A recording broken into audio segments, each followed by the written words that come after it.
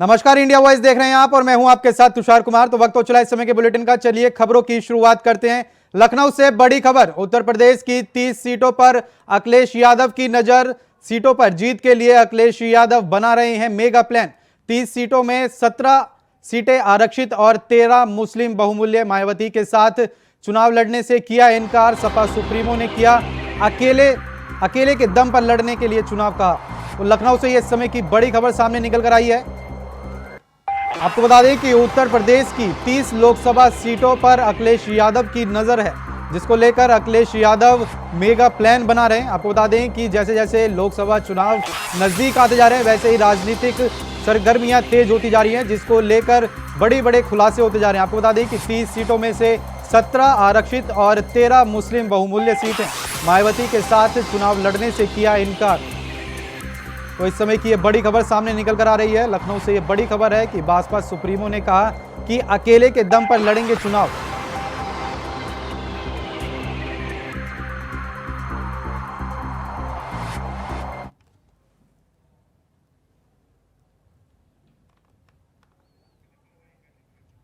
तो लखनऊ से ये बड़ी खबर सामने निकल कर आई है। आपको बता दें कि अखिलेश यादव ने कहा कि अकेले के दम पर लड़ेंगे चुनाव। साथ ही भाजपा उन्होंने कहा कि अखिलेश यादव की 30 लोकसभा सीटों पर अखिलेश यादव की नजर है, जिसको लेकर अखिलेश यादव मेगा प्लान भी बना रहे हैं। आपको बता दें कि जैसे जैसे लोकसभा चुनाव नजदीक आते जा रहे हैं, वैसे वैसे ही राजनीतिक सरगर्मियां तेज होती जा रही हैं, जिसको लेकर बड़े खुलासे होते जा रहे हैं। साथ ही 30 लोकसभा सीटों पर अखिलेश यादव की नजर बनी हुई है इस समय, और उसको देखते हुए ही अखिलेश यादव उन सीटों को हासिल करने के लिए एक मेगा प्लान बना रहे हैं।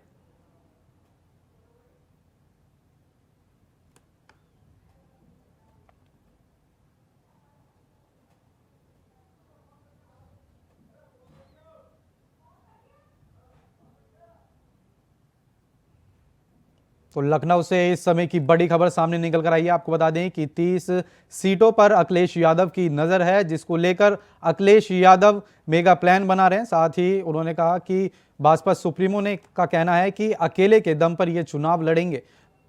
जैसे जैसे लोकसभा चुनाव नजदीक आते जा रहे हैं, वैसे ही राजनीतिक सरगर्मियां भी तेज होती जा रही हैं, जिसको लेकर दिन प्रतिदिन बड़े खुलासे होते जा रहे हैं, बड़े हेर बदल होते जा रहे हैं। तो इसी खबर पर मोहम्मद आसिफ हमारे साथ लखनऊ से लाइव जुड़ चुके हैं। आसिफ, 30 लोकसभा पर अखिलेश यादव की नजर बनी हुई है, क्या लगता है कि अखिलेश का क्या मेगा प्लान होगा? जी बिल्कुल तुषार, बता दूं कि 2024 लोकसभा का चुनाव दिनों दिन दिलचस्प होता जा रहा है और अखिलेश यादव पीडीए के सहारे और इंडिया गठबंधन को साथ लेकर 80 की 80 सीटों पर जीतने का दम भर रहे हैं। उनका यह दावा है कि इस लोकसभा चुनाव में यूपी की 80 सीटों पर बीजेपी को हरा दिया जाएगा। और वहीं दूसरी तरफ कांग्रेस ने भी गठबंधन को मजबूत बनाने की कवायद तेज कर दी है। अगर बात करें कांग्रेस की, तो कांग्रेस से राहुल गांधी अमेठी से चुनाव लड़ेंगे और प्रियंका गांधी जो है रायबरेली से चुनाव लड़ रही हैं। तो कहीं ना कहीं ये मैसेज देने की कोशिश की जा रही है कि कांग्रेस और सपा जो है मजबूती के साथ चुनाव लड़ रही है। और वहीं आपको बता दूं कि पीडीए फार्मूले को लेकर सपा सुप्रीमो अखिलेश यादव टिकट वितरण भी कर रहे हैं।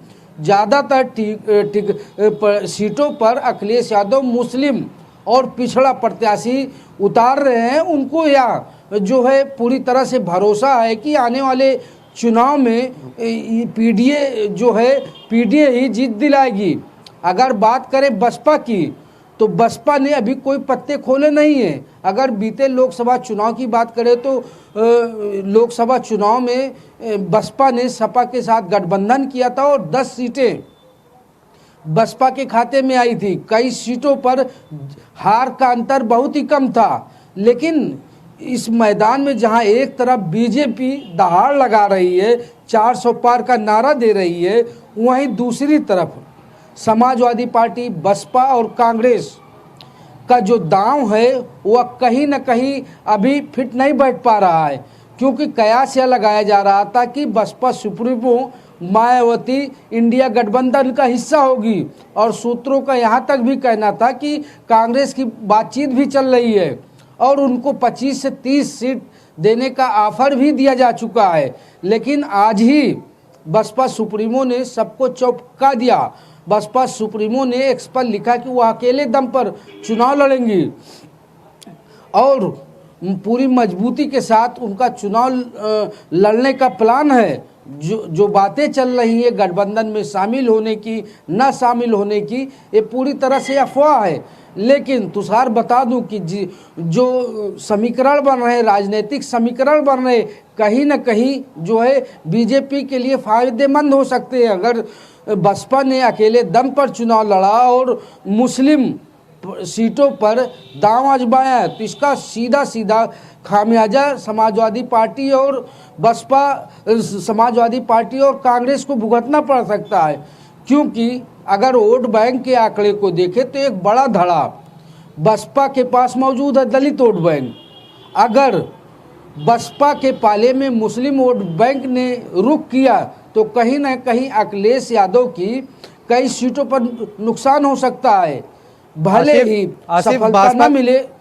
आसिफ, भाजपा के साथ चुनाव लड़ने को लेकर जहां पहले ये खबर थी कि कांग्रेस मायावती को मना लेगी, तो वहीं अब एक बार फिर से उन्होंने ये बड़ा झटका दिया।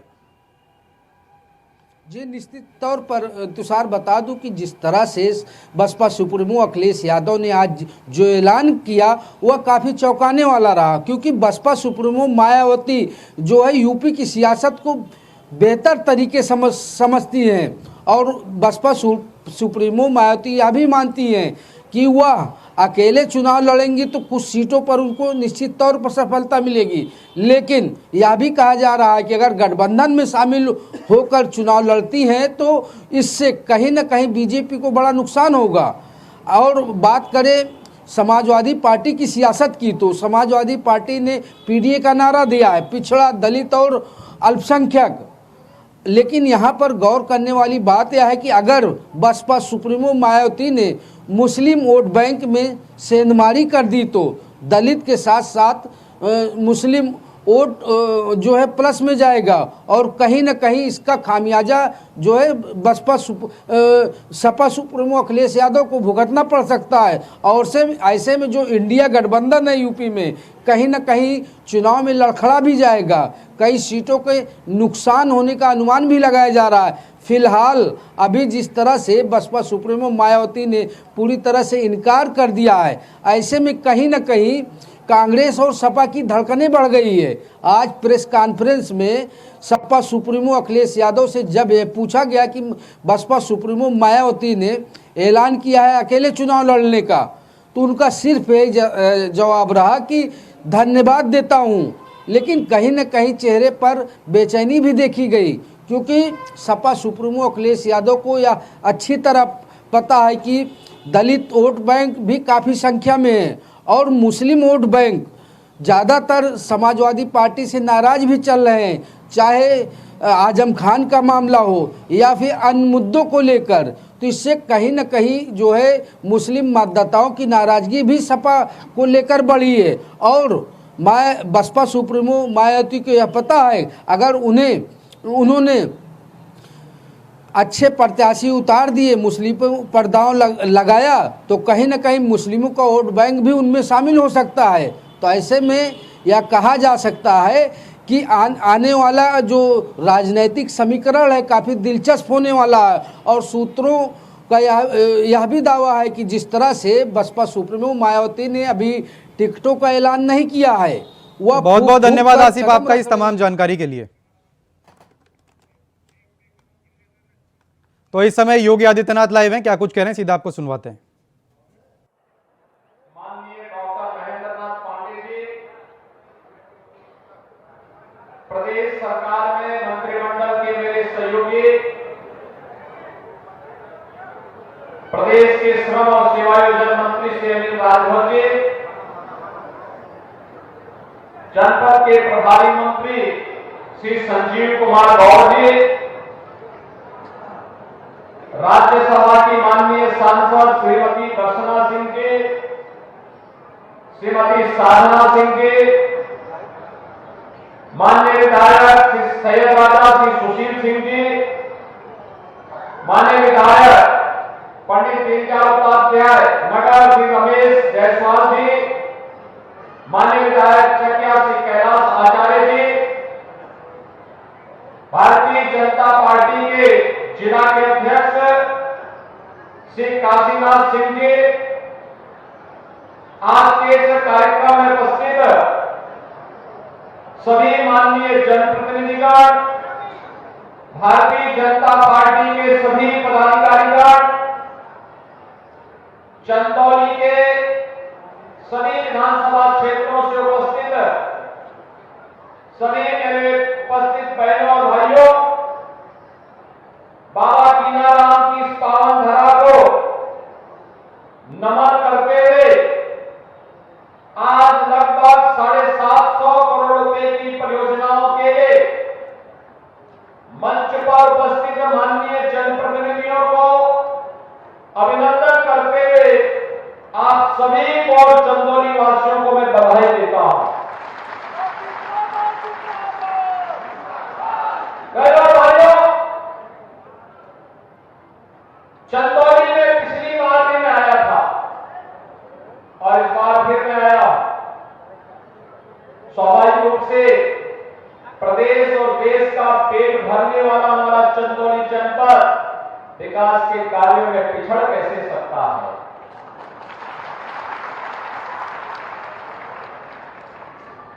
पांडे जी कहते हैं कि आप जल्दी जल्दी आने लगे हैं। मैंने कहा आप जब समय से पहले आप आने लग गए हैं तो मैं भी अब समय से पहले चंदौली में आता।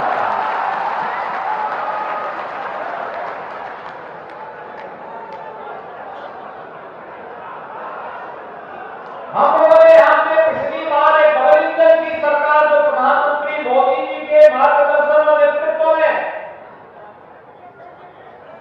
विकास और सुरक्षा का एक बेहतर वातावरण बना करके नौजवानों की आजीविका और जनता जनार्दन की आस्था का सम्मान करने का कार्य कर रही है। इस डबल इंजन की सरकार की ही ताकत है। कोई सोचता था कि चंदौली में भी मेडिकल कॉलेज होगा, आज तो मेडिकल कॉलेज बन गया है। 1997 में यह जनपद बना था, लेकिन पुलिस लाइन नहीं थी। आज पुलिस लाइन के आवासीय अनावासीय भवन का शिलान्यास भी हम लोग यहां करने जा रहे हैं। भाइयों बहनों, पुलिस लाइन का मतलब पुलिस फोर्स की आत्मा, जहां से उसकी सारी गतिविधियों का संचालन होना है। अब चंदौली के पास अपना स्वयं का पुलिस लाइन होगा। चंदौली जनपद के अन्नदाता किसानों के लिए जो पंप स्टेशन पहले स्वीकृत किए थे पिछली बार, उनके लोकार्पण का कार्यक्रम भी आज संपन्न किया जा रहा है। यहां के इंफ्रास्ट्रक्चर के बड़े बड़े कार्य भी हो रहे हैं और मैं यहाँ के अधिवक्ताओं को भी इस बात के लिए आश्वस्त करता हूं कि इनका डिस्ट्रिक्ट कोर्ट भी हम लोग प्रदेश के स्तर पर धनराशि की व्यवस्था करती है। जैसे ही माननीय उच्च न्यायालय से इसकी क्लीन चिट मिलेगी, तत्काल इसका शिलान्यास करके इस कार्यक्रम को भी हम लोग आगे बढ़ाने वाले हैं। भाइयों बहनों, ये नए भारत का नया उत्तर प्रदेश है। यहां के नौगढ़ तहसील के आवासीय अनावासीय भवन का भी उद्घाटन आज हो रहा है। आप सोचिए कि जनपद बने हुए इतने दिन हो गए, 27 साल होने जा रहे हैं। मई 1997 में जनपद बना था और आज तक आवासीय अनावासीय भवन नहीं थे।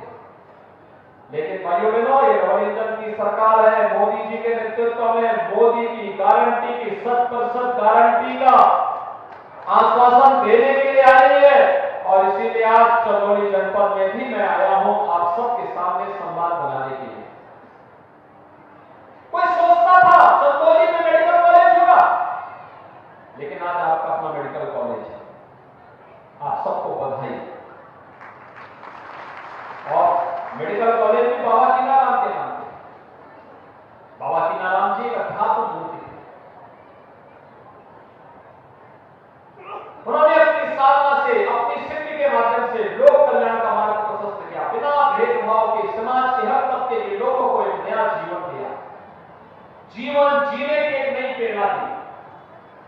चंदौली अध्यात्म की जिससे बहुत समृद्ध जिला है, प्रकृति और परमात्मा की कृपा इस रूप में है, खाद्यान्न भी उत्पादन करता है और यहाँ पर की गई कोई भी साधना को सिद्धि में बदलने में भी देर नहीं लगती है। बाबा कीनाराम इसके उदाहरण है और बाबा के प्रति श्रद्धा को व्यक्त करते हुए डबल इंजन की सरकार ने मोदी जी के नेतृत्व में यहाँ के मेडिकल कॉलेज का नामकरण भी बाबा कीनाराम के नाम पर यहाँ के जनप्रतिनिधियों की मांग पर संपन्न किया है। यह मेडिकल कॉलेज पूरी तरह बनकर के लगभग तैयार है और इस मेडिकल कॉलेज से यहाँ की जनता को ही नहीं बल्कि पड़ोसी राज्य बिहार की जनता को भी लाभ होने जा रहा है। भाइयों बहनों, विकास के प्रति जब सरकार की रुचि होती है वो बोलती नहीं है, करके दिखाती है। वो करके दिखाती है। आप सोचिए 2014 में आज से 10 वर्ष पहले जब मोदी जी देश के अंदर प्रधानमंत्री बने तो देश की जनता के सामने एक ही प्रश्न था, क्या होगा? क्योंकि उससे पहले की 10 वर्ष देश के अंधकार का युग था, अविश्वास, सब गिरता हुआ सम्मान, घोटालों की लंबी श्रृंखला, अराजकता, नक्सलवाद, उग्रवाद। तो उत्तर प्रदेश के मुख्यमंत्री योगी आदित्यनाथ को सुन रहे थे आप। लखनऊ से बड़ी खबर, यूपी विधानसभा परिषद के उम्मीदवारों की घोषणा। बीजेपी ने यूपी के 7 उम्मीदवारों की घोषणा की। विजय बहादुर पाठक, महेंद्र कुमार सिंह बने एमएलसी उम्मीदवार। अशोक कटारिया, मोहित बेनीवाल भी एमएलसी उम्मीदवार। धर्मेंद्र सिंह राम तीर्थ सिंधल बने एमएलसी प्रत्याशी। संतोष सिंह को भी बनाया गया एमएलसी का उम्मीदवार। तो इस समय की बड़ी खबर सामने निकल कर आ रही है। आपको बता दें कि यूपी विधानसभा परिषद के उम्मीदवारों की घोषणा कर दी गई है। संतोष सिंह को भी एमएलसी का उम्मीदवार बनाया गया है। बीजेपी ने यूपी के 7 उम्मीदवारों की घोषणा की है।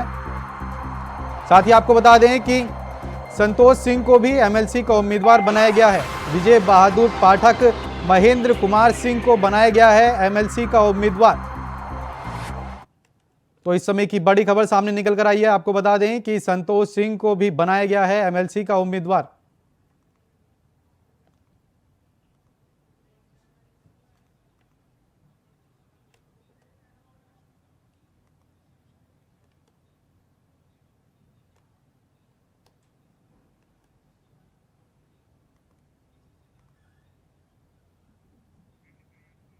तो लखनऊ से इस समय की बड़ी खबर सामने निकल कर आई है। आपको बता दें कि बीजेपी ने उम्मीदवारों की घोषणा कर दी है। साथ ही बीजेपी ने यूपी के 7 उम्मीदवारों की घोषणा की है। विजय बहादुर पाठक, महेंद्र कुमार सिंह बने एमएलसी उम्मीदवार। अशोक कटारिया, मोहित बेनीवाल भी एमएलसी उम्मीदवार बनाए गए हैं। साथ ही धर्मेंद्र सिंह राम तीर्थ सिंधल बनाए गए हैं एमएलसी प्रत्याशी। संतोष सिंह को भी बनाया गया है एमएलसी का उम्मीदवार। तो इस समय की ये बड़ी खबर सामने निकल कर आ रही है कि बीजेपी ने 7 उम्मीदवारों एमएलसी उम्मीदवारों की घोषणा कर दी है, जिसमें संतोष सिंह का भी नाम शामिल है। तो इस समय की बड़ी खबर सामने निकल कर आई है। यूपी विधानसभा परिषदों के उम्मीदवारों की लिस्ट जो है वो घोषित कर दी गई है। आपको बता दें कि बीजेपी ने यूपी में 7 उम्मीदवारों के नाम घोषित किए हैं, जिसमें विजय बहादुर पाठक, साथ ही संतोष सिंह का भी नाम शामिल है।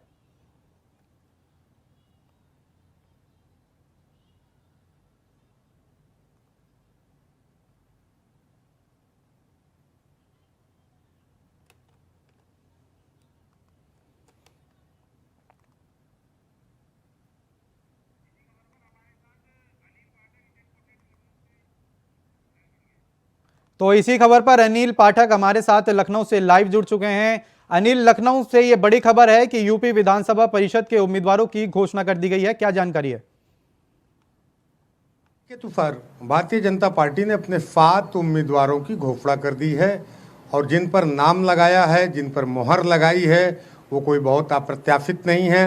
विजय बहादुर पाठक हैं, डॉक्टर महेंद्र सिंह हैं, अशोक कटारिया हैं, धर्मेंद्र सिंह हैं, इनको रिपीट किया है। और वहीं पर जो एक सबसे चर्चित नाम है इसमें, वो है मोहित बेनीवाल का। ये प्रदेश में उपाध्यक्ष हैं और उत्तर प्रदेश में जो मुख्यमंत्री योगी आदित्यनाथ हैं, प्रधानमंत्री नरेंद्र मोदी जी हैं, जब उनकी रैलियां होती हैं तो उसका कामकाज देखते हैं। लेकिन एक चीज़ ये स्पष्ट हो गया है कि भारतीय जनता पार्टी जो उनके कोटे के हैं उसमें 7 जो है एमएलसी भेजेगी और फेज 3 पर जो सहयोगी दल हैं उसके उम्मीदवार खड़े किए जाएंगे। 3 सीटों पर जो है 1 सीट आरएलडी को है, दूसरी सीट जो है वो अपना दल को है और तीसरी सीट जो है वो संभवतः सुहेल देव भारतीय समाज पार्टी के खाते में जा सकती है। भारतीय जनता पार्टी ने 7 नामों पर मोहर लगा दी है। अधिकांश इसमें पुराने चेहरे हैं, कुछ चर्चित नाम भी हैं। जल शक्ति मंत्री रहे हैं डॉक्टर महेंद्र सिंह, उनको फिर से विधान परिषद भेजने का मन भारतीय जनता पार्टी ने बनाया है। अनिल, बीजेपी ने जो यूपी में 7 उम्मीदवारों की घोषणा की है, इनमें ऐसे कौन कौन से नाम शामिल हैं जिनको रिटेन किया गया है? देखिए, उत्तर प्रदेश में जो सीटें खाली हुई हैं वो 13 सीटें खाली हैं। समाजवादी पार्टी जो है वो 3 सीटों पर जो है वो दावेदारी कर रही है। उम्मीद भी है कि उसके 3 दावेदार जो हैं वो परिषद जाएंगे। 11 तारीख को नामांकन की बात आ रही है। इसी बीच भारतीय जनता पार्टी ने भी अपने 7 उम्मीदवार घोषित किए हैं, जिसमें से विजय बहादुर पाठक, डॉक्टर महेंद्र सिंह, अशोक कटारिया और धर्मेंद्र सिंह ये रिपीट किए गए हैं। नए चेहरे के तौर पर रामतीरथ सिंघल हो गए, संतोष सिंह हो गए और बेनीवाल पर मोहर लगाई गई है। एक खबर ये भी आ रही थी कि आशीष पटेल भी इस लिस्ट में शामिल हो सकते हैं, उस पर क्या जानकारी है? हाँ, बेशक तुषार आशीष पटेल हैं। आशीष पटेल का जो मामला है वो अपना दल कोटे का है। जो भारतीय जनता पार्टी जो है अपने सहयोगियों के साथ 10 एमएलसी भेज सकती है, तो 1 सीट जो मिली हुई है वो अपना दल को मिली हुई है। तो आशीष पटेल जो मंत्री हैं योगी सरकार में, स्वतंत्र मंत्रालय है, अनुप्रिया पटेल के पति हैं ये, तो ये जाएंगे। इसका चयन जो है वो अपना दल के कोटे से होगा। वहीं आरएलडी ने अपने 1 एमएलसी कैंडिडेट की घोषणा कर दी है और सुहेल देव को 1 सीट मिल सकती है। भारतीय जनता पार्टी सुहेल देव ओम प्रकाश राजभर को 1 एमएलसी दे सकती है। बहुत बहुत धन्यवाद अनिल आपका इस तमाम जानकारी के लिए। फिलहाल के लिए इस बुलेटिन में इतना ही। देश और दुनिया की तमाम बड़ी खबरों को जानने के लिए बने रहें इंडिया वॉइस के साथ। नमस्कार।